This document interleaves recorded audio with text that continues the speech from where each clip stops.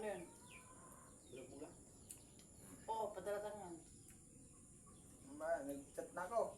Doon. Ano sabi? Yeah. Ano? Yan. Yan ang magpapadala. Oh. Mamaya, padala ko. Tapos, padala ko lang bigyan sa nitiling security board ako kahapon. Ha? Pera mo. Oo, malinis. Makalimus mo sa akin. Sino? Hapon? Ay, antitiling. Kaya, Nakalimutan ko lang magsabi sa'yo. Dalang ko. Ito nagsabi sa akin. Pangalawa kong nanay yan. Bibili daw siya ng gamot niya. Dalang ko sa mamaya.